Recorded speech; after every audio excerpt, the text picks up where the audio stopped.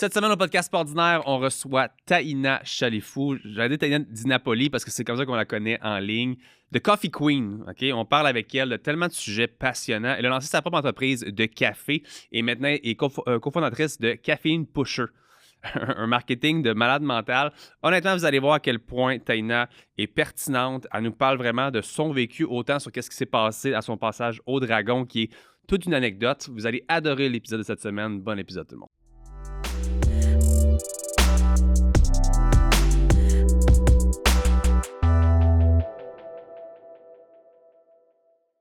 L'épisode d'aujourd'hui est une présentation de liquidation125plus.com, qui est un super détaillant de vente en ligne. Dans le fond, Liquidation 125 Plus rachète les surplus d'inventaire des plus grands détaillants au Québec et vous les revendent au meilleur prix.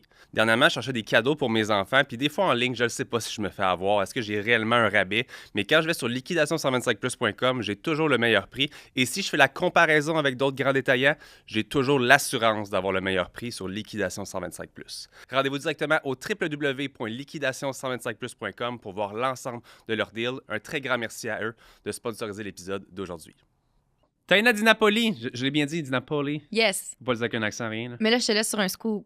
Quoi? Mon nom, c'est Taina Chalifou, puis Di Napoli, c'est le nom de ma business. C'est-tu vrai? Ouais. Hey, c'est la première fois que je reçois... Puis en plus, on se connaît quand même un petit peu. Là. Je veux dire, je reçois une invitée, puis je mal prononce son nom. Non, t'as pas mal prononcé. Mais je suis brandée Taina Di Napoli. C'est normal. J'ai toujours été sûr à 100% que c'était ton nom. That's the power of marketing. Mais, OK, adressons ça, on part ça de façon différente aujourd'hui. Là. Vas-y. As-tu des racines autres que québécoises? Ma mère est marocaine, mon père est québécois. OK. Je suis née à Québec, OK. à la ville de Québec.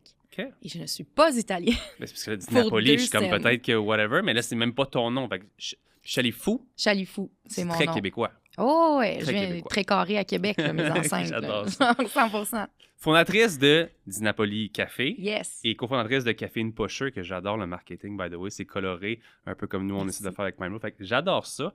Puis, on te surnomme la Coffee Queen. Est-ce que c'est autoproclamé ou est-ce que c'est... C'est pas autoproclamé. OK. On m'a donné ce surnom-là quand je commençais mon entreprise. Je sais pas si tu as déjà fait ça de ta vie, mais il y a une affaire qui s'appelle les BNI. Non, pas du tout. Là, tu m'apprends plein de choses à toutes les fois qu'on se parle. En plus. Tout le temps, 1000 affaires à prendre des notes. C'est des déjeuners matins d'affaires. OK. Où est-ce que, mettons, à 7 h du matin, là, on est 12 dans une salle. Là, moi, j'allais au BNI, justement, ici à Laval, c'est à 440. OK. Et dans le fond, tout le monde a sa petite business, puis on essaie tout le temps d'amener d'autres gens pour grandir le réseau puis faire des ventes entre nous autres. Fait que c'est beaucoup de références. C'est du référencement, mais c'est une fois par semaine ou une fois 2 semaines le matin. Fait qu'un networking, mais... Ouais, c'est un peu ça. Il y a plus. Corporate Connections aussi, qui est comme la coche au-dessus, juste parce que ça coûte plus cher, puis fait que les contrats sont plus gros. Fait que back then, je faisais ça. Fait que là, le matin, il fallait que tu présentes ta business en 5 minutes. Tout le monde le faisait, puis après ça, on réseautait. J'ai fait pas mal j'ai fait des contrats là-dessus, c'était cool. Ça vaut la peine? Je pense que oui. OK. Ben, je l'ai entendu parler un peu à gauche, à droite, des coiffeurs, autres. Ma femme est dans le milieu de la coiffeur, j'ai entendu différentes choses. Puis c'était comme, tout le monde se rejoint là, puis c'est définitivement dans le but d'aller chercher Ouais. des contrats ou des ventes ou autre.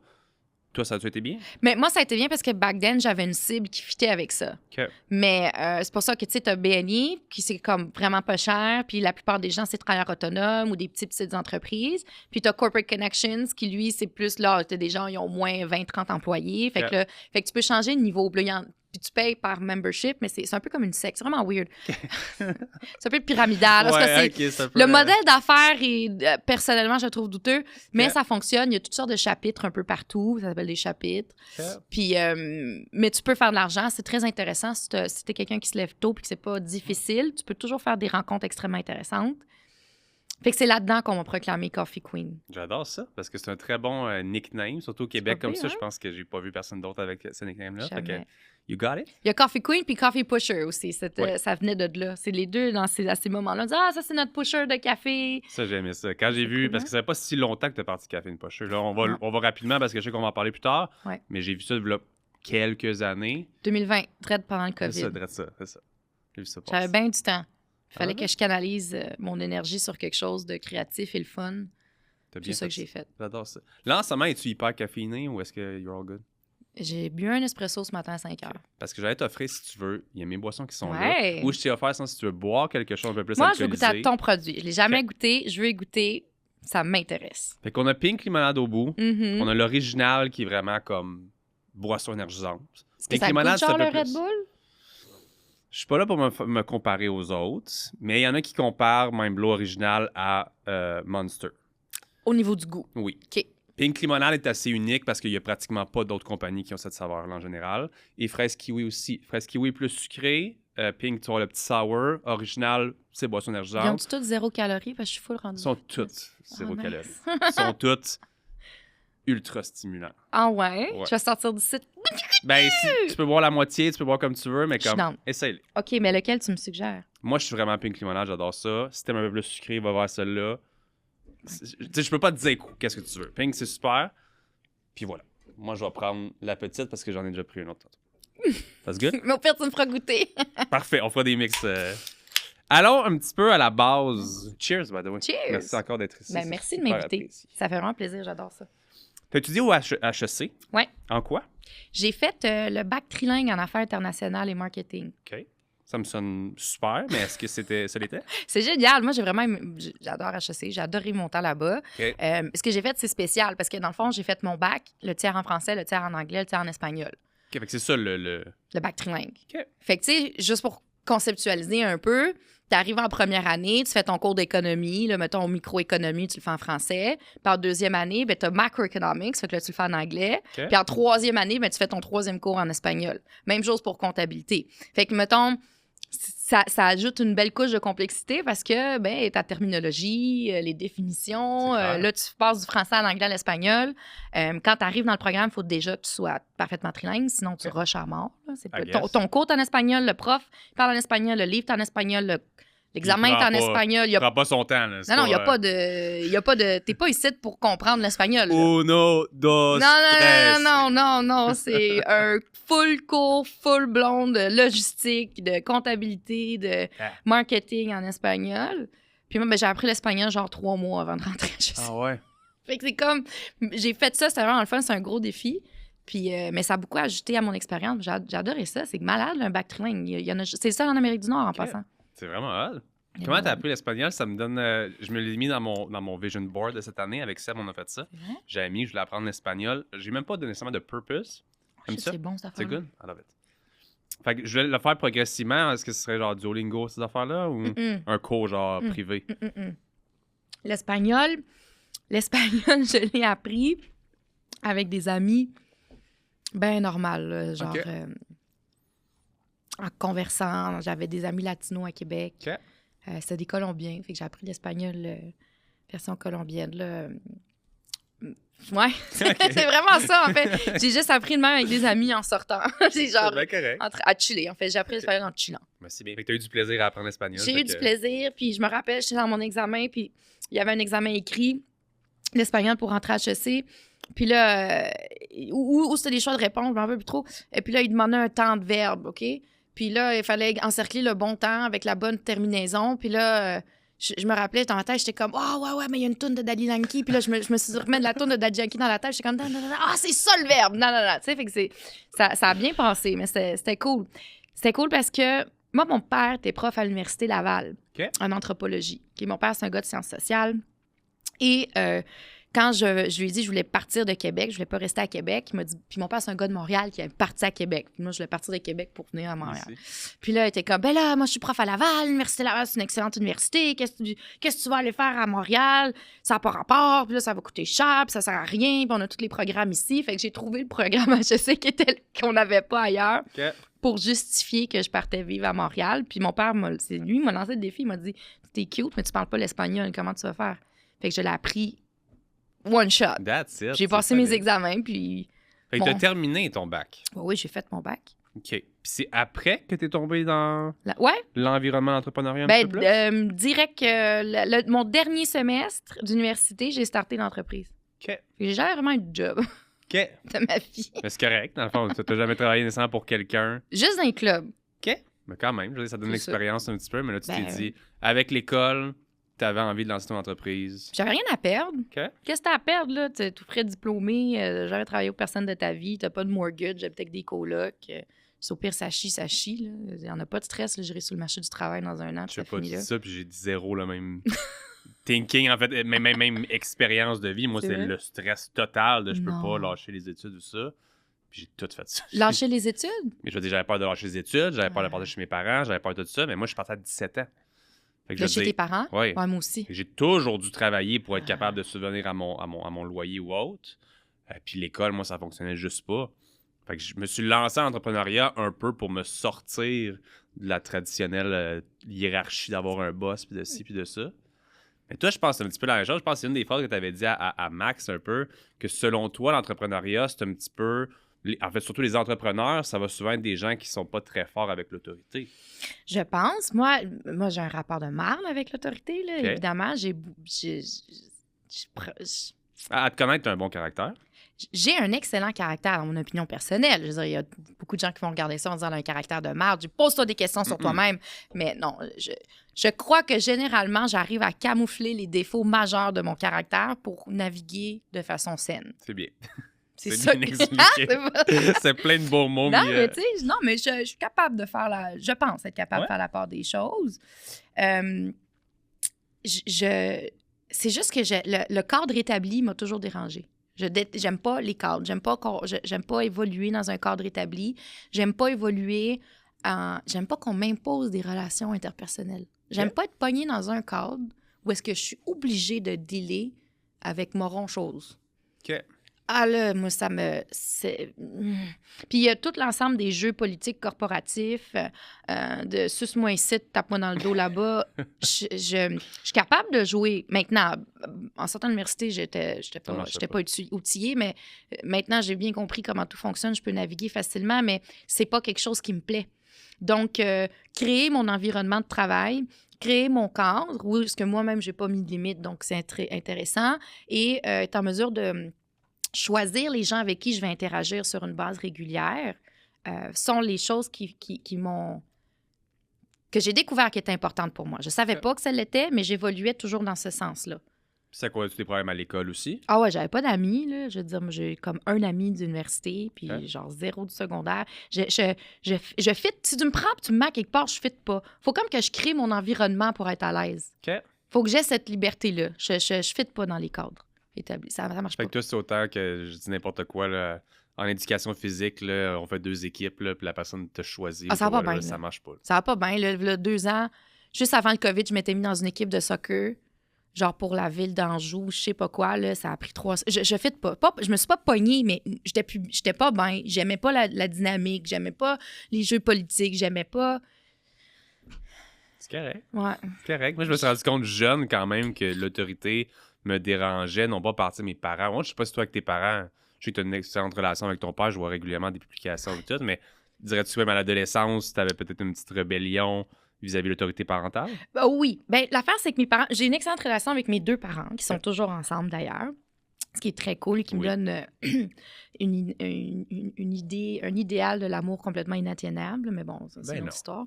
Ben. Mais dans le fond, j'ai une excellente relation avec mes parents. Mais moi, mon père, là, c'est un beatnik des années 60. Tu sais, moi, mon père, là, c'est les Beatles. Après ça, c'est Elvis. Il a passé sa vie à faire du backpack en Inde, dans l'Indochine. C'est un anthropologue. Il a habité 1 an au Nigeria, dans une tribu. Tu sais, je veux dire, mon père, c'est vraiment quelqu'un de open et de très laissé-vivre. OK? Ma mère, elle est marocaine. Elle est aussi très laissée-vivre parce qu'elle s'est enfuie du Maroc pour pouvoir avoir des enfants, les laisser vivre, OK? Sauf que, comment je pourrais dire ça? J'étais dans un cadre, puis même là, c'était pas le cadre que je voulais. Fait que moi, je me suis battue de toutes mes forces pour pouvoir aller étudier à Toronto à 17 ans. Ah oui. Fait qu'à 17 ans, moi, je suis partie de chez mes parents aussi, puis je suis jamais retournée vivre, là. Mais mes parents m'ont toujours supporté financièrement pour mes études. C'est la différence. Moi, j'avais pas à me battre pour ma vie, là. Vraiment, j'étais très confortable. Donc ça, j'ai pu me concentrer sur mes études, mais il fallait que je sorte de ce cadre-là. Dès que je suis partie de chez mes parents vivre à Toronto, boum, la relation s'est améliorée à fois 1000. Puis aujourd'hui, mais en même temps, ça fait 15 ans que je suis partie, là, fait que... Ouais, mais je te file. C'est pas mal similaire Toi aussi. Où est-ce que... On dirait que je m'étais jamais rebellé jusqu'à temps d'avoir un certain âge. L'école, pour moi, ça marchait pas parce qu'au secondaire, c'est facile. Moi, j'écoutais jamais le professeur. J'étais des semaines d'avance d'un cahier ou whatever. Comme le professeur lit sa page, c'est trop lent. Je suis 15 pages en avant dans le livre. Mais quand je suis tombé au cégep, Moi, c'était le contraire. J'avais pas la possibilité d'avoir un support financier à ce moment-là. Fait que je suis parti parce que mes parents voulaient me donner, mettons, une pension ou me demander une pension. Fait que j'avais 2 jobs, plus le cégep, plus je brossais. Puis ça a juste tout chié d'un coup, la petite Quand pyramide. tu dis que tu brossais? Je tu vivais fais comme le party. un bon party boy, là. OK. Fait que j'ai juste tout mélangé d'un coup. Puis j'étais tellement pas préparé à vivre de l'échec parce que j'avais jamais échoué dans ma vie que j'ai coulé 4 cours puis j'ai tout abandonné. J'ai dit non. J'ai dit, je referais ce cours-là la session prochaine. Impossible. Fait que j'ai tout lâché.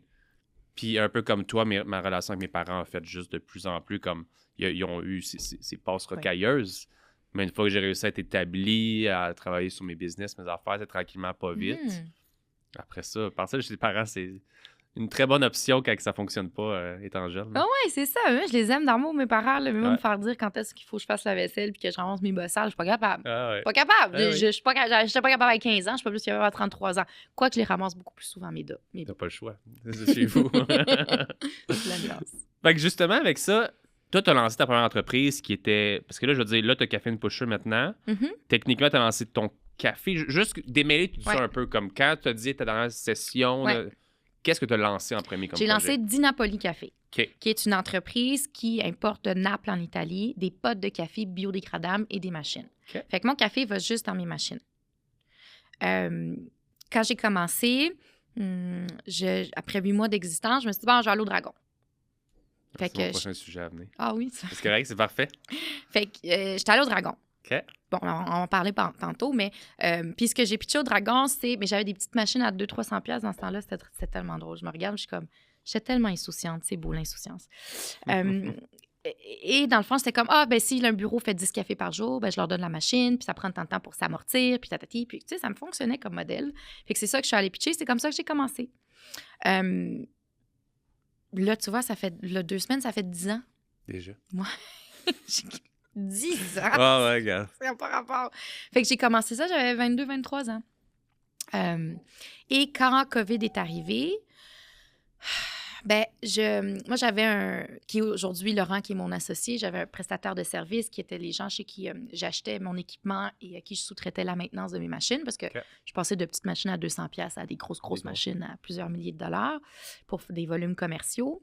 Et cette personne-là, qui est exceptionnelle, quand le COVID est arrivé, ben eux aussi, ils font du commercial. Hein? Fait qu'ils réparent toutes les machines pour Starbucks, ils réparent toutes les machines pour maintenant Ultramar. Ils ont déjà fait des couches tard, tu sais, gros, big stuff. Et nous, ça faisait déjà quelques années qu'on avait une bonne relation d'affaires. Et Laurent m'a proposé, il m'a dit, écoute, on devrait créer une marque de café ensemble. C'est hot. Fait que j'ai fait OK. J'avais déjà... on a fait quelques brainstorms, puis l'idée qui me tentait vraiment, c'était vraiment Caffeine Pusher. Mais on trouvait ça trop osé, tu sais, on trouvait ça fucking hardcore, là. Un peu. Ben, c'est parce que nous autres, on fait vraiment du corporate institutionnel, fancy, bureau d'avocat et compagnie, slim stuff, you know. Et c'est du gros corporatif, là. Fait que là... Mais c'est pas pire parce que il y a Anthony Vandram de Poche et Fils, je sais pas si tu le connais. Ouais, on l'a reçu ici. Ah, tu l'as reçu ouais. FDB ou Anthony que t'as reçu? C'est lequel des deux? J'ai reçu FDB pour parler d'Anthony. Fait que c'était, puis je suis sûr qu'il peut commenter. C'était fucking weird parce que il devait parler de lui à la troisième personne. Tu sais, il devait dire il. Fait que c'était vraiment.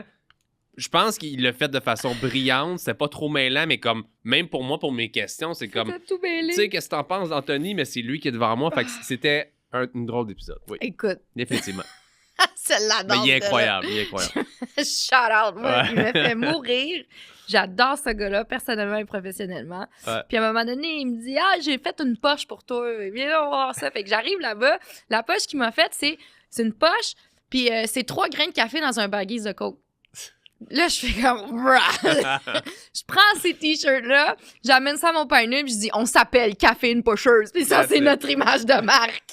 Fait que c'est à cause d'Anthony. Moi, ben, c'est lui qui a donné... Moi, j'avais proposé le nom, puis on hésitait, puis là, j'ai montré ça à mon partenaire. Tu sais, mon partenaire, il a eu 58 ans, genre, là, 2 semaines. Là.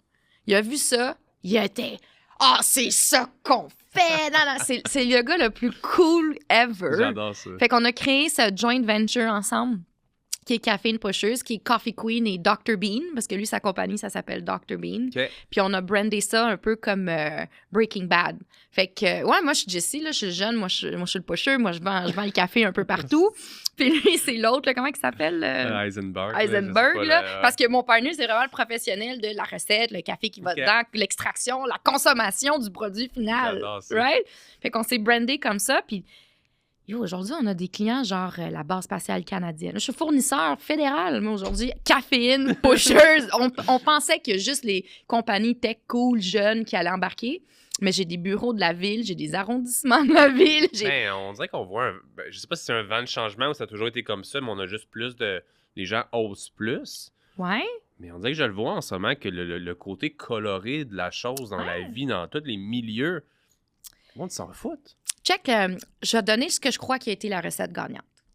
Pour créer ce brand-là, on a travaillé avec une entreprise qui m'est très chère, avec une dame qui s'appelle Mylène Duguay, qui a racheté une entreprise qui s'appelle Cabana Séguin, qui est une grande entreprise de brand, de marque, de design de marque à Montréal. Tu sais, ils font des trucs genre Jean Coutu, des affaires de même. Okay. C'est un truc extrêmement sérieux, solide. Là. C'est pas deux gars dans un coworking là, qui ont fait un brand cool. Pas rien enlevé à ça. Sauf que ce qu'on s'est dit, c'est que si on allait dans une direction aussi provocatrice, il fallait que ce soit tellement bien fait que personne n'en trouve rien à redire. C'est vrai? Donc, de mélanger l'audace, en fait, d'un brand qui s'appelle Caffeine Pushers, où est-ce que le brand, dans la fin de la journée, c'est un œil high, right? Où est-ce qu'on a créé notre propre champ lexical, où est-ce que, tu sais, ben, le café, en fait, c'est une drogue, hein? Ben ça, même, j'ai vu l'espèce de... Est-ce que c'est le slogan? Ouais, drug, the liquid drug that makes you shine, Ouais. you know? Fait qu'on a vraiment embarqué à fond là-dedans, mais on s'est dit qu'il fallait créer une image de marque qui est extrêmement cohérente, qui est extrêmement bien faite, bien structurée. Ouais. Puis on a même gagné le Grand Prix international de design pour ça, dans 2 Sérieux? catégories. Ouais. C'est vrai, hot. Pour image de marque, logo. Tu sais, je veux dire, nous autres, on est allés au gala, on n'a jamais... Moi et mon partner, on était assis, là, on se parlait. Puis on savait même pas c'était quelle catégorie. On était comme genre, whatever, on est au gala, c'est cool, on va pas gagner. Dans notre catégorie, il y avait genre de la robinetterie en or faite en Italie, un spa finlandais en roche volcanique en Finlande. Tu sais, des affaires de design complètement... Tu sais, je veux dire, l'espace du biodôme, des restaurants, et puis... Finalement, puis ils disent le gagnant, Caffeine Pusheuse. Puis là, la photo qu'ils ont, c'est moi avec 2 sacs de café, puis je suis comme ça. La langue sortie, putain, tu sais, full trash, là, un gros shit trash. Puis là, on était comme, what the? On était comme ça. Pas prête, là, qu'est-ce que... Pas prête, là, steak dans la bouche, là, tout le kit. Fait qu'on était... C'était exceptionnel, en fait. Toute la morale de l'histoire, c'est que si tu veux faire quelque chose de très osé, qui joue sur le borderline des limites qu'on peut t'imposer dans ton industrie, il faut s'assurer que ce soit extrêmement bien fait et bien pensé. Très cool. Bref. J'aime vraiment ça. Revenons à ton histoire des dragons, parce que là, on l'a effleuré quand même, mais comme je sais qu'on a des belles anecdotes à parler de ça, parce qu'en fait, t'es allé là-bas pitcher. Est-ce que, avant juste qu'on aille là-dedans, quand t'avais tes petites machines, c'était quand même du B2B? Mm-hmm. Il n'y avait jamais de B2C dans ton... Non. OK. Tu t'en vas là-bas pitcher. Je pense que tu as eu des offres. Oui. Raconte-moi comment que ça va passer. En plus, ça fait tellement longtemps, là, maintenant, on peut en parler que c'est de la marde. Ah! Non, on va en jaser pour de vrai. Vas-y. Il y a plein de concepts là-dedans, OK? Tu veux que je commence avec les faits ou avec mes idées? La 4e personne qui vient sur le show qui a déjà eu des offres ou un passage au dragon. Il y en a, je pense, un seul qui a été jusqu'au bout. Et tous les autres ont eu des offres, mais ça n'a pas fonctionné pour différentes raisons. Fait que, si tu veux soigner tes mots, vas-y, mais we don't care here. Ah, moi, je m'en Fait que calisse. c'est comme, dis vraiment comme, Non. t'as eu des offres, je me souviens pas de qui Non. exactement. Parle-moi à partir de là comment que ça va, parce que comme, je connais un peu le déroulement après en général des dragons, c'est jamais seamless, là, c'est jamais... Non, jamais. Premièrement, je tiens à le dire parce que c'est intéressant, c'est un inside. Moi, j'ai rencontré Richard Spears, qui est le producer, quelques années après, puis il m'a dit que c'était un des meilleurs shows qu'ils avaient jamais vu. Un des meilleurs pitchs. Je te mentirais pas, toutes les semaines, je reçois des messages de des étudiants dans les écoles d'entrepreneuriat qui disent « On a étudié ton pitch au Dragon ». C'est comme, ils montent encore dans les écoles d'entrepreneuriat, à Sherbrooke, au département. C'est comme, pour moi, c'est hallucinant. C'est cool. Mais c'est un pitch qui était bien structuré. Et, puis ça, c'est grâce à HEC, pour être honnête, là. Puis back then, parce qu'il faut le dire, ça fait 10 ans. C'était en 2014. C'est pas la même gang qu'il y avait aujourd'hui. Ça avait pas la même philosophie qu'il y avait aujourd'hui. Puis le niveau des entrepreneurs ou des entreprises qui étaient choisis pour pitcher était pas le même qu'aujourd'hui. Aujourd'hui, tout le monde est fucking rodé, là. Les gens qui passent au dragon aujourd'hui, là, c'est des gens qui ont conscience des modèles d'affaires, c'est des gens qui ont réellement conscience de leur shape. Les gens-là sont top du top, ce monde-là. Ouais. Back then, j'ai l'impression que c'était encore un peu sensationnaliste. Sensationnaliste. Ouais, c'est un mot difficile. Voilà, le mot difficile de la journée. L'épisode d'aujourd'hui est une présentation de Mindblow Energy, qui est une super compagnie québécoise de boissons énergisantes à base de nootropics, qui sont des ingrédients pour augmenter vos facultés cognitives. Donc, on parle de concentration, énergie, focus, bonne humeur, motivation. Une belle compagnie québécoise à découvrir. Et si vous voulez vous en procurer, rendez-vous au www.mindblowenergy.com avec le code PASORDINAIRE pour 10% de rabais. Bon épisode tout le monde. Je pense que c'est vraiment pour épater la galerie. Fait que ça, parce que c'était vraiment bon, vraiment en poche que tu choisissais, tu sais. Quand j'ai fait ça, d'un, ça dure 45 minutes, là, pas 3 minutes comme à la TV. Là. Ouais. Ils m'ont posé beaucoup de questions, c'était excellent. Puis là, je me rappelle, t'as Alexandre Taillefer, il est comme ça avec son petit carnet, il fait « Bon, on parlera pas de ça toute la journée ici. Moi, je te fais une offre, une excellente entrepreneur, j'embarque là-dessus. » Alexandre Taillefer fait une offre, Martin-Luc Archambault fait une offre, Mitch Garber fait une offre. Tout le monde, ils veulent tous embarquer. Puis là, Mitch Garber dit « OK, ben moi, je vais t'offrir plus d'argent.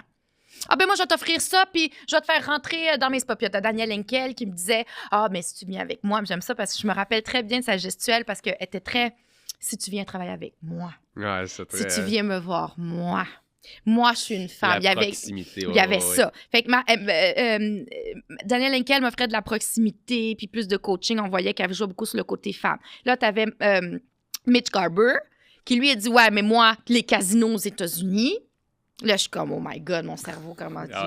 Les États-Unis, les chambres d'hôtel, le café, le cirque, asti, je capote. Là, t'as Martin Luc qui est comme, moi, je vais te mettre dans toutes mes startups. Là, tu sais, c'était, oh my God. Tout le monde voulait embarquer. Serge Beauchemin, il voulait embarquer, il voulait tout. Fait que là, ils m'ont fait plus d'argent.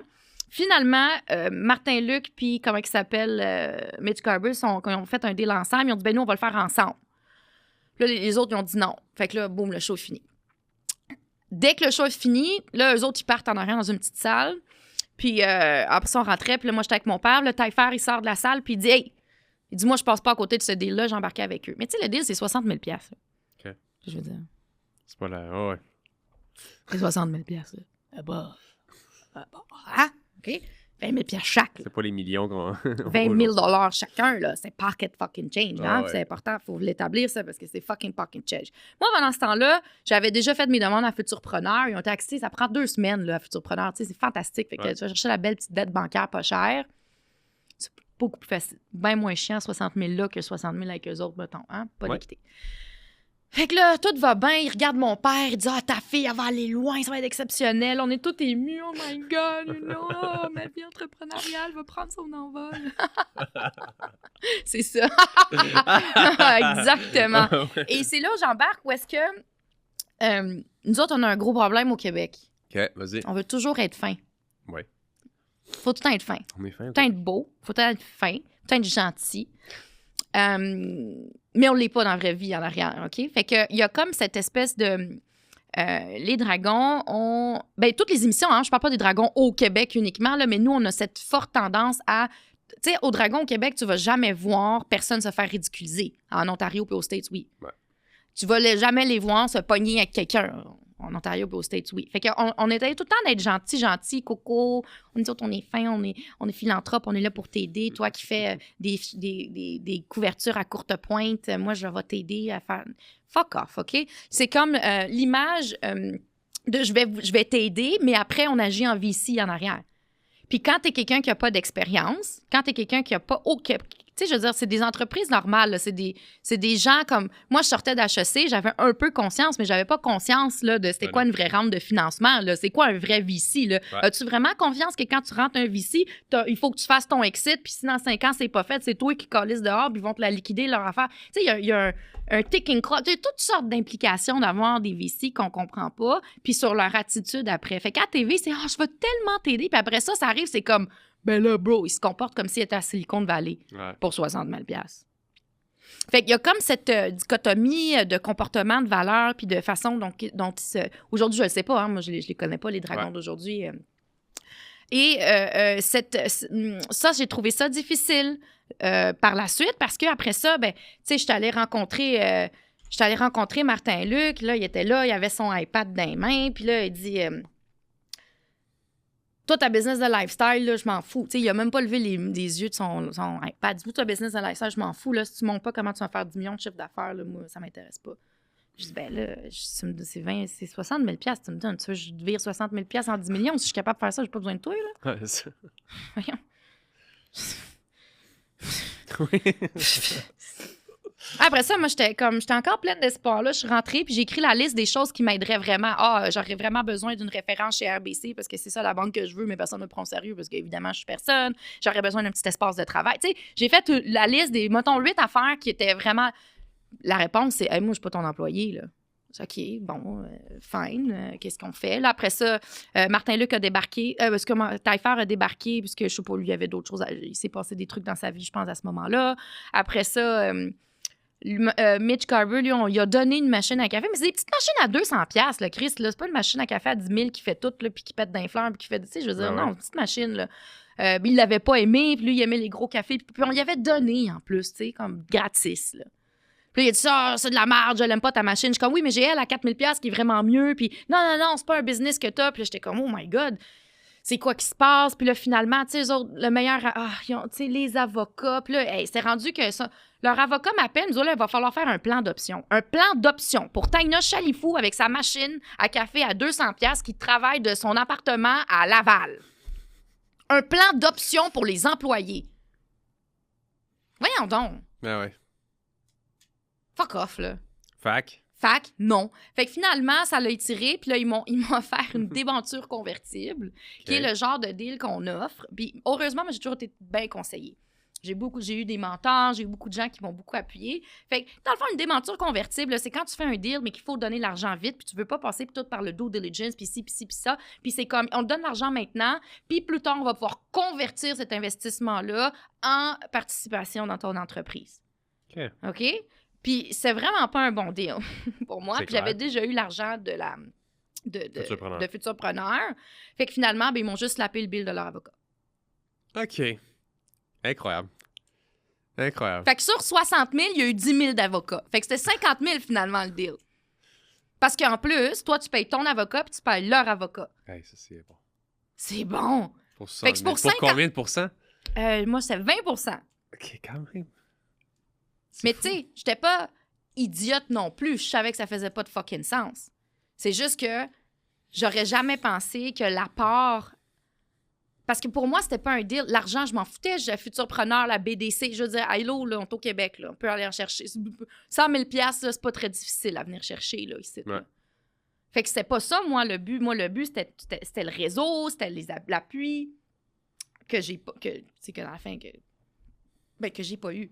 C'est juste parce que c'est correct si tu embarques dans une game avec des rounds de financement, tu sais à quoi t'attendre, tu sais comment ça marche. Mais là, t'es tout chaud, tout neuf, t'arrives à la TV, tout le monde te dit qu'on va t'aider, t'es beau, t'es fin, puis on va tout faire pour toi, ça va être exceptionnel. Finalement, on slappe un bill de 10 000 $ d'avocat. Voyons, encore lisse. Que j'ai réussi à négocier à 6 000 parce que j'étais enragée, mais je veux dire, te rends-tu compte, là, moi, j'habite dans le fin fond de Laval avec des caisses de café dans ma deuxième chambre que je peux pas louer, là, puis tu me slappes un bill de 6 000 $ d'avocat. Ouais.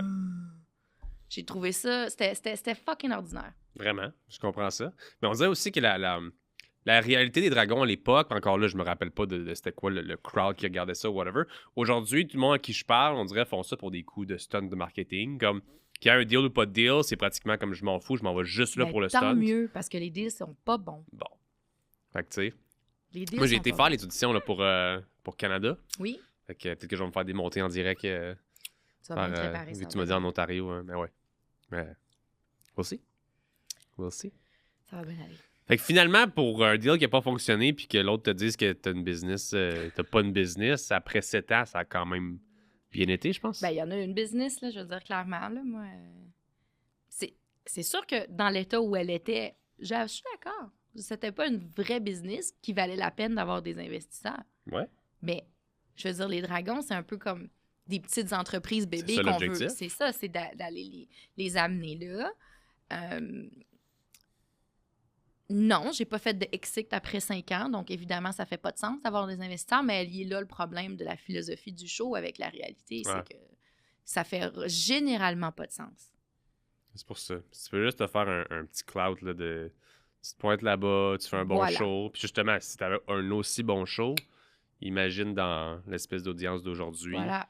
Toi, c'est au Québec, ouais, c'est Ouais, au Québec. c'est au Québec. Ouais, au Québec. Fait que, tu sais, il faut y aller, puis faut avoir de l'air bon, faut être solide, faut bien se présenter, faut bien argumenter.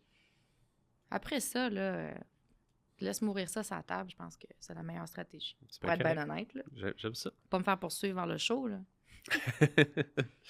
T'étais vraiment active sur les réseaux avant. On en a parlé nous dernièrement quand on s'était vu à mon ancien gym. Tu t'en rappelles, on avait eu la discussion par rapport un petit peu aux réseaux sociaux. T'as un modèle B2B, t'étais vraiment active. Là, je sais qu'on avait eu la discussion comme quoi ça avait changé parce que justement, je pense que pour toi, d'être toujours autant dans la pression sociale quand t'as un modèle qui est envers les entreprises et non envers le consommateur, ça faisait pas de sens sur ta vie personnelle. Tu veux-tu nous en parler un peu? Ben c'est juste que c'est un abysse interminable, là, les médias sociaux, en termes de consommation puis de création. Ouais. Si tu crées puis tu consommes pas, puis les gens aiment ce que tu crées, tu as énormément de réactions, il faut que tu répondes. Ouais. Faut que tu interagisses. Puis essaye de créer sans consommer. Bonne chance. Là. Ceux qui me disent que je passe pas, qui ne scrollent pas sur Instagram, mais qui sont très actifs sur Instagram, ça, moi, mettons, là, difficilement. C'est comme si mon téléphone était devenu... il régissait ma vie, en fait. Ouais. Mais ça m'a amené dans... J'ai l'impression que je sais pas, ça a enlevé un gros niveau de conscience sur ma vie à moi, là, sur comment je suis, où je suis. Je te dirais, là, ça fait 3 ans que mon cell est sur silence. Tout le temps? Tout le temps. OK. Après 6 heures, il est sur Do Not Disturb. Il y a juste mes parents et mes 4 amis qui peuvent me rejoindre. Le reste, j'ai pas de notification jamais sur rien. Même mes courriels, j'ai pas de notification. OK. Mais ouais, parce que je suis en train de faire quelque chose. Penses-tu que le courriel que je reçois maintenant peut pas attendre 1 heure? Ou plus. Ou le lendemain. Plus? Je veux dire, sincèrement, là, Ouais. pas obligé de répondre à mon courriel pendant que je suis dans un meeting, moi, là. C'est pas parce que je fais rien de mes... Non, c'est parce que je fais des choses. Moi, je suis avec toi. Non. Là, si je te parlais, je vois le bout de mon sel, je commence à avoir des notifications, là.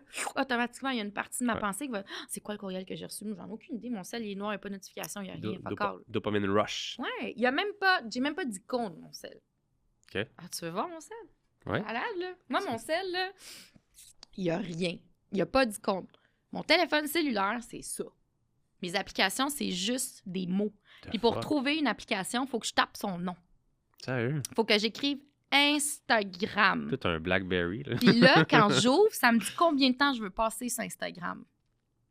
Ah ouais. Parce que comme ça, j'ouvre jamais Instagram par réflexe. Moi, j'ai remarqué que j'avais l'espèce de... Le pouce rapide, là. Pouf, check tes courriels, OK, il n'y a rien de nouveau. Pouf, check Instagram, tu check tes messages, il n'y a rien de nouveau, scroll down. Pouf, check Messenger, y a-tu des messages, réponds des messages. Puis là, tu fais comme l'espèce de triangle. T'envoies un message sur Insta à quelqu'un, en attendant qu'il te réponde, tu vas checker sur Messenger. T'envoies un message sur Messenger, en attendant qu'il te réponde, tu vas sur Snapchat. Là, tu checkes tes affaires sur Snapchat, puis là, il y a un courriel qui est rentré. Tu lis ton courriel, puis là, ta personne t'a répondu sur Instagram. Tu retournes sur Instagram. Welcome to my life. I would kill myself. I cannot do it. Mais est-ce que tu dirais, parce que je suis vraiment là-dedans, je suis là-dedans en ce moment, tu sais, j'ai 2 enfants, c'est encore trop souvent une rallonge de mon bras, c'est fucking difficile. C'est vraiment difficile. Puis des fois, on dirait que je veux m'enlever la culpabilité parce que je dis, c'est pour la business. Puis c'est vrai, je suis pas un gros scroller, mais c'est tout le temps la business, pendant que la business peut jamais attendre ou whatever. Puis c'est un énorme défaut. Mais est-ce que tu dirais que tu es capable de faire ça depuis que tu réussis davantage, que tu as fait l'espèce de... C'est sûr qu'en B2B, c'est peut-être différent, mais comme l'espèce de transition à chaque client avait une importance primordiale que I need to make this deal parce que tu sais, je suis pas encore dans un succès assez grand que je veux ce chèque-là, je veux cette vente-là, je veux ça, versus quand tu dis je suis à un niveau que je me sens en succès, ce client-là peut attendre demain, tu comprends ce que je veux dire? Bien, j'ai une question pour toi. Quand tu parles de ça, est-ce que tu parles de ton entreprise pour les gyms, ou le training, ou l'énergie? J'ai 4 business, dont le podcast, fait comme c'est un cercle vicieux, puis c'est entre une employée qui m'écrit pour telle affaire, mon autre employé qui est en Thaïlande qui m'écrit à 12 heures d'intervalle. Je me sens à un bon niveau en affaires, mais je suis pas encore au niveau où j'ai des directeurs qui gèrent tel employé. Je suis encore une partie intégrante de mes business, puis j'aime ça. Je suis un workaholic, I love it. Mais l'aspect téléphone, moi aussi maintenant, après 4 heures, j'ai un temps personnel qui apparaît sur iPhone, fait qu'il n'y a plus aucune notification à part appel, mettons ma femme ou whatever. Ça l'aide beaucoup, mais je me surprends encore des fois à le désactiver parce qu'il y a une autre affaire importante qui est arrivée ou, tu sais, on est en podcast, j'ai pas fait ma publication à midi. C'est très, très, très consumant sur quelqu'un, mais en même temps, je vois pas nécessairement la solution là, à court terme. Je te jure que tout ce monde-là peuvent attendre le lendemain. Sûrement. C'est ça l'affaire. Puis l'affaire, c'est que les ventes B2C, là, OK? Mm-hmm. Plus t'en fais, plus t'en as. Ouais. À un moment donné, là, 98% de ton temps va être juste vendre des affaires B2C, des ventes à 10$. Pas rentable, ça. Non. Pas du tout. Voilà. Fait que il faut trouver des systèmes pour automatiser les ventes B2C de base. C'est comme obligatoire, je pense. Ouais. Parce que même... c'est unsustainable, right? Plus tu as du succès. Comme, tu peux pas arriver à un niveau de succès. Il n'y a pas assez d'heures dans une journée pour que tu arrives au niveau de succès où est-ce que tu vas répondre à tout le monde pour faire tes petites ventes. Parce que c'est des petites ventes, on s'entend, c'est du B2C. C'est pas des ventes à 15 000 $. Là. Non, ça, on peut parler entre, justement, comme je disais, entre 5 versus d'autres, ça peut être 1000, 1500. Ça reste Voilà. intéressant. C'est Mais, intéressant. tu vois ce que je veux dire? Mais je veux dire, le gars qui va t'acheter 1500 $ de stock, si tu réponds dans 24 heures, il va quand même sûrement te l'acheter. Probablement. Tu sais, je pense pas que ce gars-là, c'est toi ou Red Bull de même en 30 secondes. Il y a une analyse derrière. Lui qui fait sa vente à 10 $, ta caisse, peut-être que c'est toi ou Red Bull, mais c'est une vente à 10 $. Ouais, ça vaut vraiment la peine. Il y a comme pas assez d'heures dans une journée pour que tu fasses toutes ces affaires-là pour arriver au niveau où tu te dis, ça y est, je peux décrocher. Comme tu peux. Le match est pas là. Le succès, il est là, puis les heures dans une journée sont là, ils se croiseront jamais. C'est ça le problème. Fait que je pense qu'il faut absolument trouver des façons d'automatiser les conversations en B2C. Et pour le reste, c'est tes employés, puis toute cette gang-là, ça, c'est ta job, c'est tes affaires, il faut le faire, c'est clair. Mais le client qui t'écrit en avant le soir pour 150$, c'est fucked up. Pour ça, moi, là. Je pense que j'ai réussi à passer par-dessus parce que justement, c'est mon équipe qui va souvent gérer ça. Mais le responsable qui s'occupe de tel problème, de telle affaire, whatever, de ces employés-là, il y a un problème avec tel client, c'est encore moi le responsable. C'est normal, ça. Mais peut-être qu'ils peuvent attendre le lendemain. Mais là, c'est moi qui dois faire ça. Tu fais pas si tu n'arrives pas à... Difficilement. Mes enfants sont une grande cause qui me réussit à le faire, mais on doit faire quelque chose. On doit être à l'extérieur, on doit être au parc, on doit être... je suis quelqu'un de surstimulé, on se comprend. Mais il faut pas que je sois à la maison en train de... Tu sais, c'est difficile. C'est un work in progress que j'ai amélioré, mais que c'est vraiment pas encore parfait. Toi, t'es comme l'autre extrême, que je pense pas que je pourrais me rendre jusque-là, nécessairement. Mais il y a un cheminement que j'ai envie de faire encore parce que oui, des fois, c'est drainant. C'est très drainant. J'ai fait un travail très conscient pour réussir à décrocher. J'étais consciente que c'était un problème parce qu'en réalité, personnellement, je suis pas créative et pas efficace si j'ai pas mes moments de repos. OK. Sincèrement. Quand j'ai réussi quand j'ai compris que, wow, si je me repose pour de vrai, je suis vraiment meilleure dans mon travail, j'ai commencé à me forcer à. Puis la première étape, c'est le calice de sel. Ouais. Parce que dans le fond, là, en réalité, là, quand tu te dis, là, je sais pas c'est quoi tes loisirs, là, le sport. Ouais, beaucoup de sport. Quand avec tu les fais enfants. Du sport, t'es-tu ton sel des fois? Non. C'est les meilleurs moments que j'ai. Tu sais, encore là, le gym était tellement une passion pour moi qui maintenant l'est moins un peu, mais mon sel est pas loin. Voilà. Mais le tennis, si je joue au tennis, là, le sel est loin. C'est une meilleure heure que j'ai parce que tout ce que je veux, c'est défoncer la balle. Je pense zéro à rien. Ben, c'est ça l'affaire. C'est comme, quand t'es au gym, t'as tout le temps ton sel à côté. Fait que là, tu décroches pas pour de vrai. Non.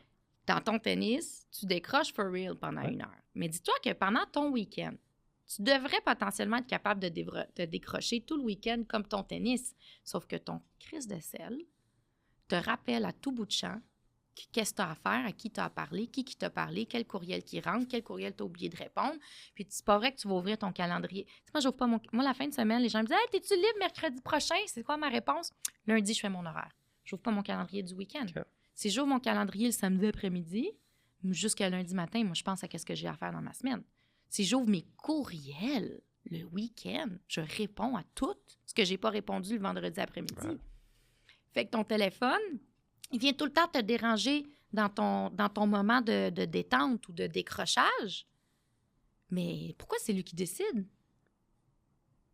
C'est juste dans la... J'allais dire la culture. C'est pas la culture, c'est dans tellement une habitude, puis c'est dur à enlever. Ben, mais je te le dis, moi, c'est pour ça qu'on sait, il n'y a rien dessus. Genre, j'ai downloadé cette application-là, elle bloque tout, c'est magique. Ça serait à regarder de mon côté aussi, peut-être. C'est magique. Parce que vraiment, moi, le week-end, là, le vendredi, quand j'arrête de travailler, OK, j'ai un agenda chez nous, j'ai une feuille, là, c'est comme un agenda calendrier sur mon... Il est à la table de cuisine, il est tout le temps là.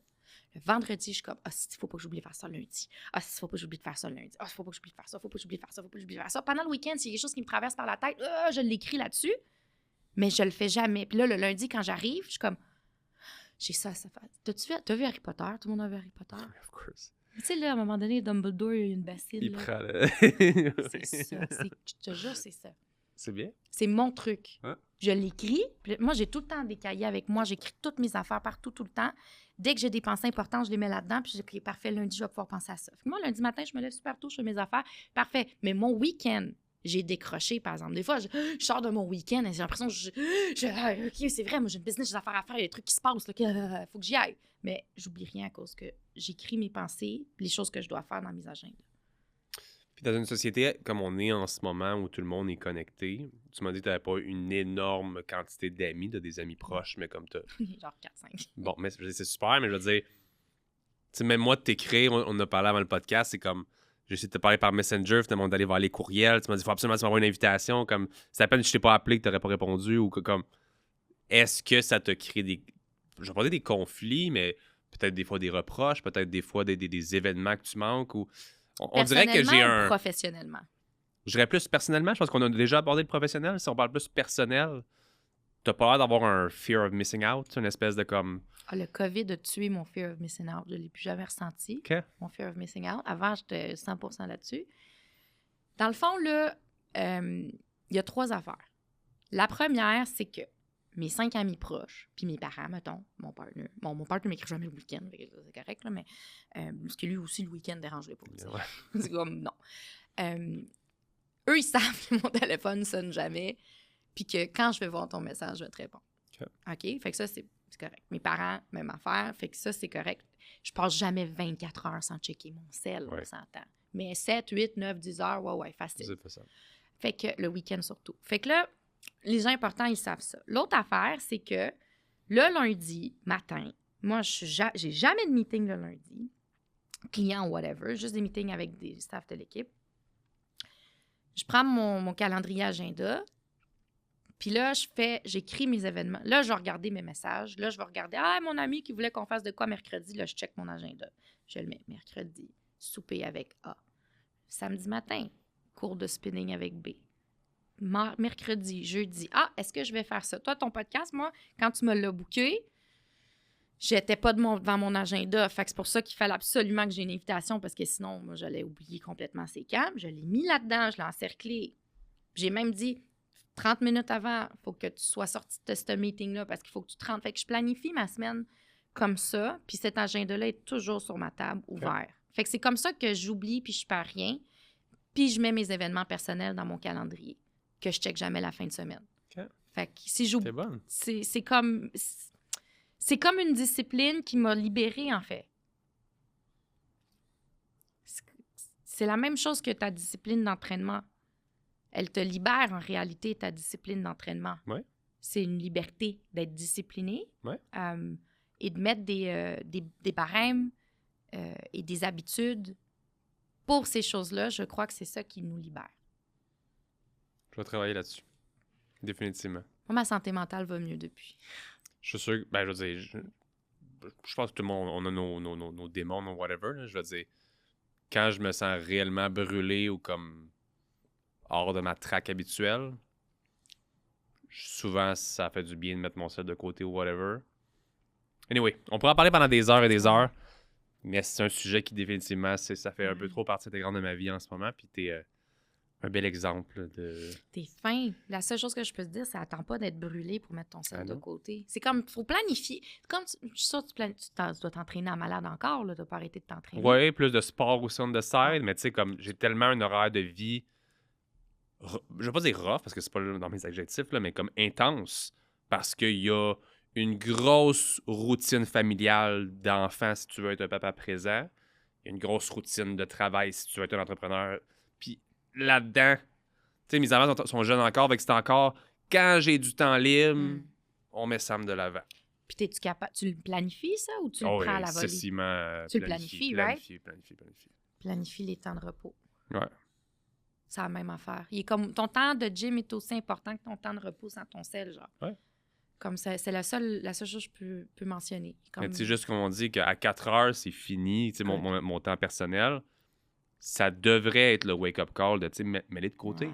Si t'es pour avoir un appel de ta mère, c'est activé, je vais l'entendre, je mets ma sonnerie, mais tout le reste, c'est désactivé. Fait qu'il devrait même pas être dans la même pièce que moi. On devrait faire le petit bol à... On va essayer ça. On va me donner des nouvelles là, bientôt. Tu m'en parleras. Toi, tu aimes le café? Oui. Est-ce que c'était une passion quand tu as commencé? Je veux dire, comme... Parce que dans la vie, j'avais toujours eu envie de partir une compagnie de boissons énergisantes, juste d'avoir vu des gens le faire. Puis est-ce que c'est une passion, les boissons énergisantes? Pas vraiment. Dirais-tu qu'il faut être passionné pour se lancer en affaires dans une... Mais moi, il y a des... Comment je pourrais dire ça? Là où ta passion se trouve, ça crée différents types d'entrepreneurs, OK? Moi, je suis passionnée de modèles d'affaires. J'aurais bien pu vendre des boissons énergisantes ou de l'engrais pour fumier, là. Encore lisse. Tant que il y a quelque chose d'intéressant dans le produit, que je suis capable de comprendre comment vendre de façon innovatrice au marché cible, puis que c'est quelque chose qui fit dans mes valeurs, là, je ne vendrais, je vendrais pas des choses qui sont harmful ou qui font vraiment pas ce qu'ils disent qu'ils peuvent faire. Ouais. Fait que si on enlève le fait que je vendrais rien qui fait pas partie de mes valeurs, moi, ce que j'aime, c'est trouver des nouvelles façons de vendre mieux quelque chose, faire plus d'argent avec, c'est optimiser les chaînes d'approvisionnement, c'est de trouver un produit ou d'élaborer tout ce qui est autour d'un produit pour mieux le vendre ou mieux répondre à un besoin. Je trouve que ça fait ce qu'on appelle de façon classique des entrepreneurs. Quand tu es obsédé par le produit, ça fait quelque chose que soit ça fait comme un artisan un peu. OK? Puis c'est pas obligé d'être à l'échelle de l'artisanat, mais ce que je veux dire, c'est que si toi, tu passais tes journées à fabriquer ta boisson gazeuse, genre comme devant les cruches, les carafes, à faire les mélanges toi-même, parce que tu es obsédé avec le goût, puis là, tu goûtes, puis là, ça goûte pas, puis là, ça goûte dessus, puis puis ma canette est assez... Tu sais, je sais pas, là, j'imagine c'est du co-packing, là, mais comment je veux dire, c'est pas toi qui es devant la cuve à décider de la recette, mettons. Les gens qui sont devant la cuve à décider de la recette, ça, par exemple, c'est les torréfacteurs. Eux autres sont devant la cuve à regarder, ils regardent le café, la recette, la température, le temps de torréfaction, aller sourcer le café en verre. Il y a comme toute cette chaîne d'approvisionnement qui est magnifique, en fait, qui est un métier en tant que tel. Mais ces gens-là, ils n'ont pas le temps de le vendre.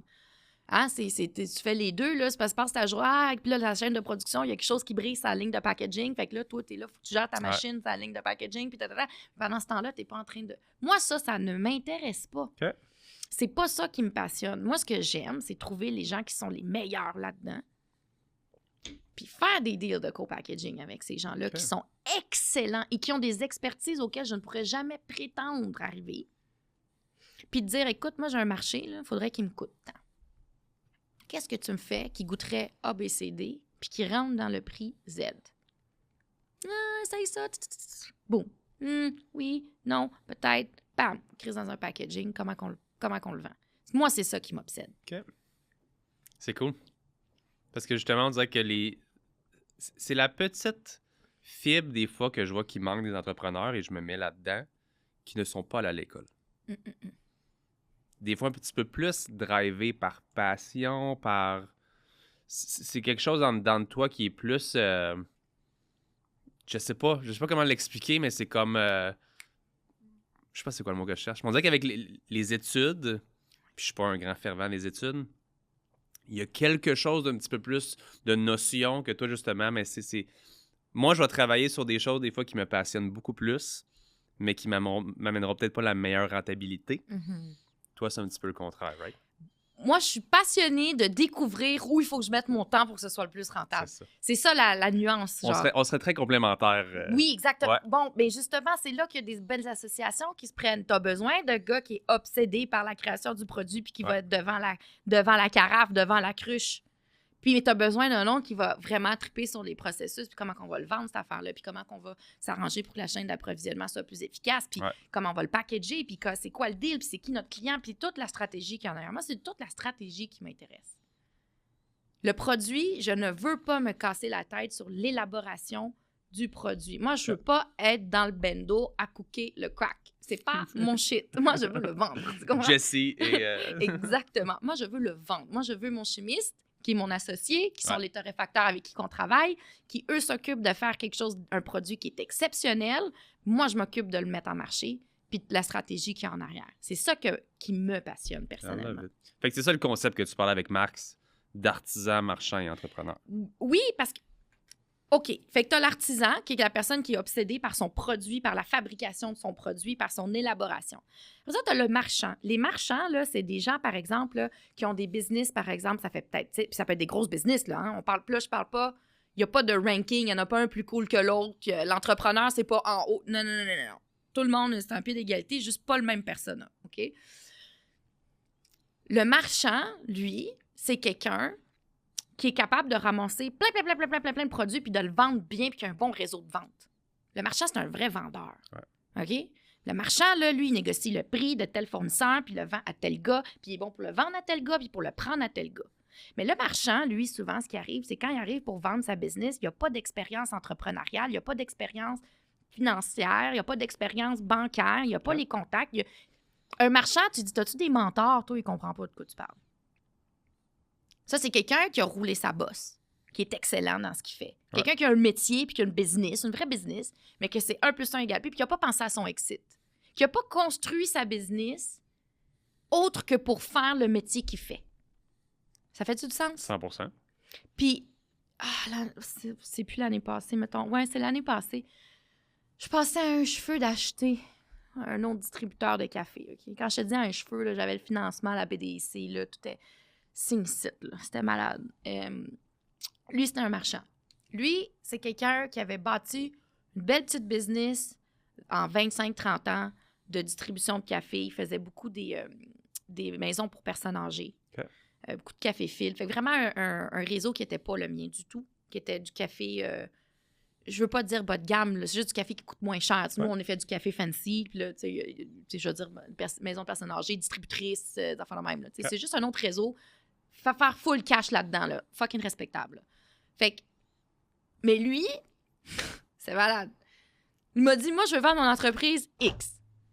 Il dit, je veux pas qu'on me négocie. Je dis, OK, c'est un peu cher, mais ça fait du sens. Bref, je suis dans le domaine, moi, je peux le faire. Je peux faire du cross-sell. Tu sais, ça fitait. Parfait, je te donne X. Prépare les papiers, puis tout. Puis il dit, ouais, mais ça compte pas le stock. Je suis comme, de quoi tu parles, ça compte pas le stock? Il dit, ben non, le stock qu'il y a dans mon entrepôt, c'est en plus. Je dis, ouais, mais c'est pas le même, ça marche. C'est pas comme ça que ça fonctionne. Là. Tu vends ton entreprise au complet, là, OK? La banque, évidemment, il y a la notion de balance de vente. Tout entrepreneur qui a déjà pensé à son exit ou qui a déjà eu une expérience en vente ou en rachat d'entreprise, c'est quoi une balance de vente? Hein? Tu veux dire, tu vends ton entreprise pour 1 million. Même la banque t'oblige à avoir une balance de vente. Pourquoi? Ben parce que faut que tu fasses ton due diligence. Il faut vérifier si c'est vrai tous les ratios qui ont été mis. En plus, les petites entreprises, c'est jamais des états financiers vérifiés, là, souvent des états financiers maison. Mais quelqu'un qui ne sait pas la différence entre un état financier maison et un état financier vérifié, comment tu y expliques ça? Que, hey, buddy, c'est le fun ce que tu me dis là-dedans, mais il y a un risque pour moi, là. C'est pas vérifié, cette affaire-là. Là. Tu vas pas payer 20 000 pour aller le faire vérifier, là. Hein? Fait comment t'expliques ça? Ça fait baisser la valeur. C'est pour ça qu'il y a une balance de vente. La banque t'oblige à avoir une balance de vente, mais cette personne-là, c'est pas c'est quoi une balance de vente. Il dit, ben non, tu n'auras pas 200 000 de balance de vente. C'est pas un bon deal pour moi, ça. OK, je vais te le payer en salaire d'abord. OK, je vais le payer en salaire. Il part, il appelle son comptable ou son fiscaliste, puis on comptable, il dit, ouais, mais si tu te le payes en salaire, tu vas payer plus d'impôts. Hey, je vais payer plus d'impôts. Bon, tu comprends-tu que c'est quelqu'un qui n'a pas les notions d'affaires, mais qui a une excellente business? Ouais. C'est un marchand. Okay. L'entrepreneur, lui, d'après moi, c'est la personne qui a les notions d'affaires. Okay. Puis il n'y en a pas un meilleur que l'autre. Il n'y en a pas un plus riche que l'autre. C'est vraiment différent. Puis il n'y en a pas un plus cool que l'autre. Mais les trois sont pas pareils. Vraiment Si pas. tu veux crossroad entre les trois pour faire des deals, il faut que tu comprennes cette réalité-là, je pense. Je suis d'accord. C'est intéressant. Tu as travaillé un petit peu dans le nightlife, tu disais tantôt. Oui. Dirais-tu que c'est quand même une bonne école? The best. Ouais? Ben oui. Vas-y. As-tu déjà géré 95 personnes en même temps, saoul à 3 h du matin, avec genre, mettons, peut-être 1500 $, 2-3 000 $ de bill open, puis que lui, il doit 3 bouteilles, puis que lui, son table n'est pas fermé, puis sa carte de crédit est là dans le petit verre pas loin du bar, puis que t'as ton boss boy qui attend pour nettoyer, puis ta partner, puis ta. Gérer les dynamiques, gérer les gens, gérer les clients, gérer l'inventaire, gérer le cash, parce que tu es responsable, là, manque 1000 $, c'est toi qui veille, là. Merci, bonsoir. Il y a pas de... Gérer le stock, gérer les quantités d'alcool que tu donnes, chaque bouteille de bière, gérer les personnalités. My God. Dude, c'est malade. Là. C'est malade mental. Là. Quand t'es chaud dans un bar, tu te rends pas compte de tout ça? C'est débile mental. Ben ouais, c'est ça. T'es chaud dans un bar, là, tu bois. La barmaid, là, fais-moi un table, babe. Tu fais le table, prends la carte de crédit. Ouais, mais elle, faut qu'elle sache. Ah, puis elle boit en plus, la fait. Ou le gars, je veux dire, nous autres, on buvait, là. T'es chaude avec, là. Je veux dire, mais... Moi, mon erreur, elle me coûte mon loyer, mettons, là, si je fuck up. Tu oublies de charger une bouteille à 400$, là, c'est qui paye? Toi qui paye. Ouais. Le client, il est parti du bar avant de te payer, c'est toi qui paye. Okay. Je veux dire, allô, là. Fait que lui, il se pogne avec lui, à ton bar. Voyons, Seigneur, là. Elle est jalouse de elle, à ton bar, Seigneur, là. Lui, il veut fourrer. Faut tout tu gères, faut tout tu... Et puis après ça, à un moment donné, après ça, il y a le staff. Après ça, il y a les boss. Tout le monde, c'est comme un environnement où est-ce que toutes les dynamiques sont exacerbées par le fait que c'est la nuit, par le fait qu'il y a de l'alcool, par le fait qu'il y a de la drogue aussi. On se cachera pas, là. Les gens sont éclatés souvent, là. Fait que, puis toi, t'es dans le milieu avec des milliers de dollars cash. Ben, back then, le cash, c'était top, là. 80% des ventes, c'était cash, là. Back then, je suis déjà vieille. Calme, tu m'en passes. Tu viens d'avoir 30 ans. Toi, t'es dans le milieu, dans un petit aquarium avec ta petite robe sexy, puis t'es en haut, là, puis il y a genre 13 000 $ de cash devant toi. Puis il faut pas que tu fasses d'erreur. Tu peux pas me dire que ça, c'est pas une sapristi de bonne école pour apprendre à gérer des clients, à gérer les fournisseurs, gérer les relations interpersonnelles, gérer tes boss, écoute, toutes les dynamiques sont exacerbées par tous ces facteurs-là, puis rajoute le sexe là-dedans, parce que tout le monde fourre avec tout le monde. Non, mais on va se le dire, là, la restauration, c'est comme ça que ça marche, là. Je veux dire, hier, là, tout le monde est cute, tout le monde a 20 ans. Allô, là? Les clients, voyons, on va faire Excellent. Excellent. Fait que c'est formateur. Mais c'est un piège, tu sais. C'est un gros piège aussi. Là. Il y a beaucoup d'excès qui peuvent arriver ou qui arrivent. Il y a beaucoup d'argent. On faisait vraiment beaucoup d'argent. Je sais pas aujourd'hui, le nightlife à Montréal ressemble à quoi, mais je sais pas. Je pense que ça a évolué négativement en termes de revenus pour les gens qui travaillent dedans. Là. Surtout parce que tout est à la carte. Là. Maintenant, il y a toutes les pours. Il n'y a plus de free pour, il n'y a plus rien. Mais moi, je trouve que c'est une excellente école. Et moi, j'allais à l'université la semaine. Je travaillais la fin de semaine dans les bars, puis je pouvais vivre, puis économiser de l'argent. Puis c'est avec cet argent-là que j'ai commencé mon entreprise. Fait que, tu sais, comme c'était le meilleur de tous les mondes, c'est juste qu'il faut pas rester pogné. Ouais, c'est ça, malheureusement, souvent la problématique. Oui. Ben, c'est addictif, hein? Quand tu fais de l'argent comme ça, puis je veux dire, c'est... fun. Oui, puis ça doit être facile d'oublier ses autres objectifs on the side, ou justement, comme, tu sais, brosser, etc., se lever tard, ça doit être difficile de continuer comme toi à l'école et compagnie. Il faut vraiment le voir comme un tremplin, un passage. Il faut décrocher quand c'est le bon moment. Il faut. Sinon, c'est pas bon. Puis l'addiction est jamais loin. Je suis d'accord. Tu as dit une phrase à Max que j'ai trouvée super intéressante par rapport à glorifier un entrepreneuriat qui est un peu plus sain, qui n'est pas juste axé tout le temps sur la croissance, puis on le sait qu'on est là-dedans. Vraiment, tout le monde est rendu entrepreneur, là, fait que tout le monde est comme growth. Tu as, je pense, une opinion un petit peu divergente de cette voie-là que tout le monde essaie d'emprunter? Bien, ça a beaucoup rapport avec tu sais, les dragons, les VC, hein? L'investissement. Ouais.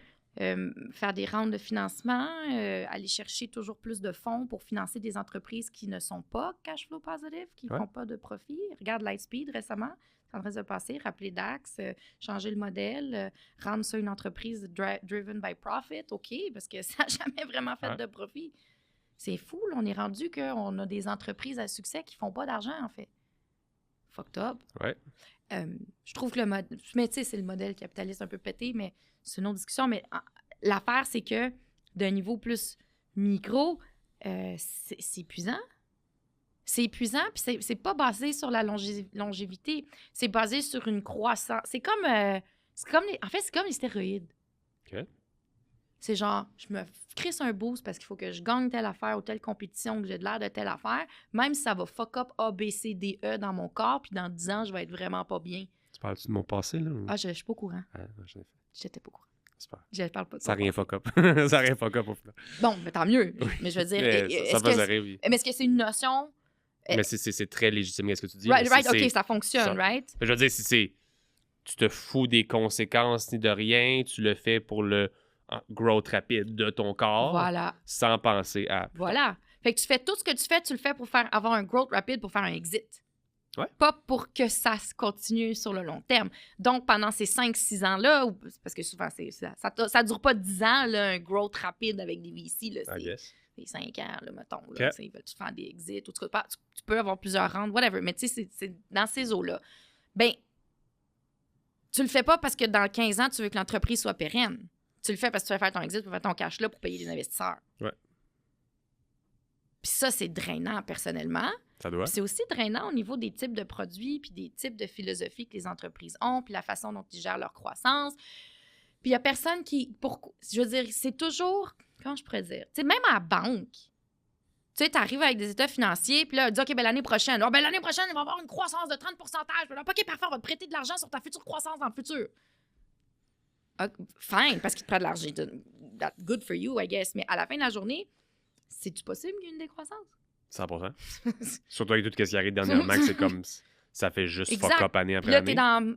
Tu fais faillite parce que t'as pas eu assez de croissance, mais si t'avais pas fait tous ces emprunts ou tous ces investissements-là, t'aurais pu continuer, mais plus lentement. Ouais. Je trouve ça fucked up. Je trouve ça fucked up. Mais à la fin de la journée, ça met beaucoup de pression sur les gens aussi. Moi, tu sais, ta petite business de lifestyle, je m'en calais. Ça, là, ça m'est resté dans la tête. Là. Je peux même pas imaginer. Je me disais, ben, ma business, c'est de la merde. Là. Je veux dire, c'est une petite affaire de merde. Là. Ça t'a resté pendant... Forever. Tellement longtemps. Je te dirais, j'ai fait beaucoup de lectures, j'ai beaucoup de travail pour essayer de me dissocier de ça, de comprendre que c'était correct d'avoir une entreprise qui n'avait pas une croissance exponentielle, que oui, c'est important la croissance, mais si le chiffre d'affaires n'a pas explosé d'une année à l'autre, mais qu'il y a une stabilité qui s'installe, puis on continue à faire des... Tu sais, je veux dire, je ne chôme pas à la maison, là, je ne tombe pas les pouces, mais je veux dire, ça fait pas du 3X par année. Là. C'est pas grave. Pourquoi? Ouais. Ben, parce que moi, je suis bien. Les gens avec qui je travaille sont bien. J'ose l'espérer. Je pense que oui. Mes clients ont fait exactement ce qu'on dit qu'on va faire. Puis on a des clients de plus en plus, puis on a racheté notre business, puis il y a une croissance. Mais oui, c'est sûr, si tu me donnes $1 million demain matin, je vais avoir une croissance exponentielle. Sauf que si mon plan pour rembourser ou pour faire l'argent pour rembourser ce $1 million là, que ce soit de la manière X, Y, Z, fonctionne pas parce que tous les aléas possibles, je vais perdre ma business parce que j'ai pas eu une croissance assez rapide. Ouais. Au lieu d'avoir juste pris un peu plus de temps. Je sais pas. On dirait que tout le monde est pressé. C'est dur aussi aujourd'hui, hein? On dirait qu'on se compare de plus en plus. Puis comme tu parlais des exits ou whatever, c'est comme même moi dans les boissons énergentes ou whatever. Demain, il y en a une nouvelle. Après, demain, il y en a une nouvelle. Puis il y en a des nouvelles tout le temps. Fait que tu dis, on dirait que tout est tellement rendu avec une date d'expiration. Ouais. Tout le monde, comme tous les business, pas nécessairement deviennent désuètes, mais comme, c'est pas demain. Puis encore là, je suis un gars ultra optimiste, là, mais qu'on va créer un nouveau Coca-Cola ou un nouveau. Tu sais, comme, il y en a qui sont là depuis toujours. Il y en a qui vont être là pour rester, mais qui vont probablement avoir un exit, comme tu dis, dans 5, dans 10, dans 15. Mais c'est de plus en plus rare d'avoir une compagnie qui se bâtit dans l'objectif d'être là sur le long terme, parce que les gros joueurs sont déjà là, puis on dirait que tout le monde, c'est juste, je vais bâtir dans le but que ce gros-là m'achète un jour, puis que moi, je fasse autre chose, puis que... On dirait que c'est coutume. Ouais, mais pourquoi? Je sais pas. Ben, si c'est ça ton objectif, Ça veut dire que le rythme de vie dans lequel tu vis en ce moment, c'est un rythme de vie qui te plaît pas. C'est un rythme de vie qui est basé sur remplir cet objectif-là. Moi, je fais le contraire. Moi, mon objectif, c'est d'avoir un rythme de vie qui me plaît. Donc, comment est-ce que je peux soutenir un rythme de vie qui me plaît, tout en étant profitable, tout en ayant une certaine croissance? C'est plus ça mon... Parce que Chris, mon day-to-day, c'est tout ça que je vais me rappeler, là. Oui. C'est mon day-to-day, je le hais. Puis que je vais juste commencer à triper une fois que j'ai fait mon exit. Ben, c'est l'équivalent des gens que tu dis, ben, tu travailles toute ta vie, puis tu fais juste profiter à la retraite, mais à la retraite, t'es vieux, puis whatever.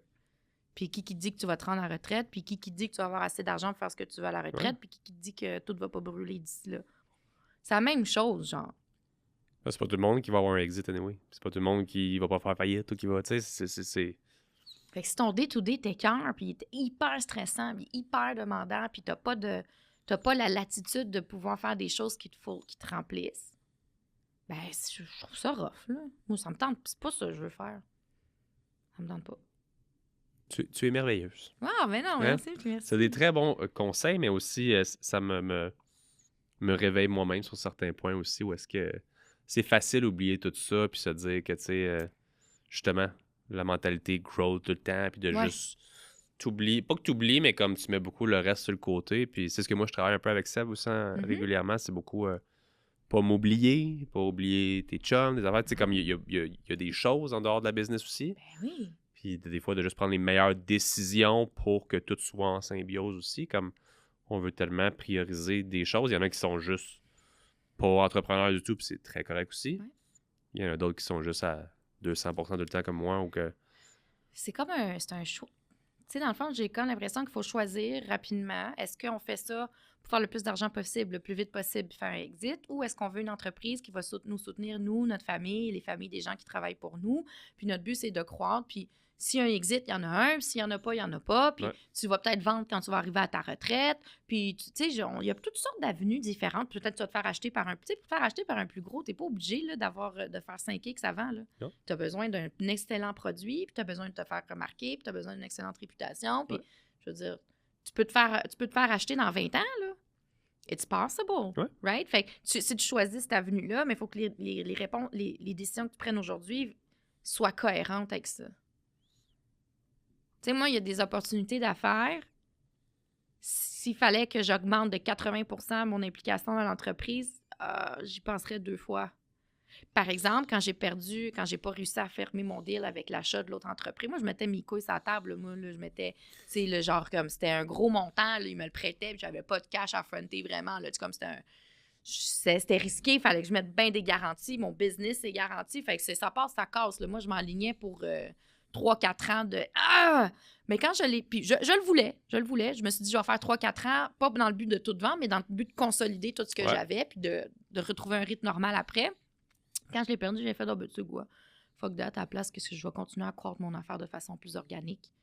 Et puis, j'ai pas besoin de sacrifier les 4 prochaines années de ma vie. OK, fine. C'est parfait. C'était meant to be. Whatever. OK. Taina, merci beaucoup. Merci à toi. Ça fait déjà une bonne heure et quart qu'on jase ensemble, puis je parle avec toi pendant des heures. On doit arrêter l'épisode d'aujourd'hui. Fait que je te remercie énormément. Je te souhaite le plus grand des succès dans tes projets. Merci. Puis nous, on va rester en contact for sure. Avec grand plaisir. Pour les gens à la maison, j'espère que vous appréciez l'épisode d'aujourd'hui. Si c'est le cas, vous pouvez laisser un 5 étoiles sur Apple Podcasts et Spotify. Et on se voit la semaine prochaine pour un autre épisode du podcast Ordinaire. Bye guys. Juste un petit mot en terminant l'épisode d'aujourd'hui pour remercier le studio Les Remarqués de m'accueillir ici dans ce bel environnement-là que j'ai la chance d'utiliser à chaque semaine pour recevoir mes invités. J'ai toujours la chance de travailler avec une belle équipe chez Les Remarqués qui sont toujours efficaces, rapides et qui me donnent justement un très très beau studio de travail à chaque semaine. Je vous invite vous aussi, si vous lancez votre propre podcast, à aller voir directement Les Remarqués. Leur studio de podcast est vraiment super.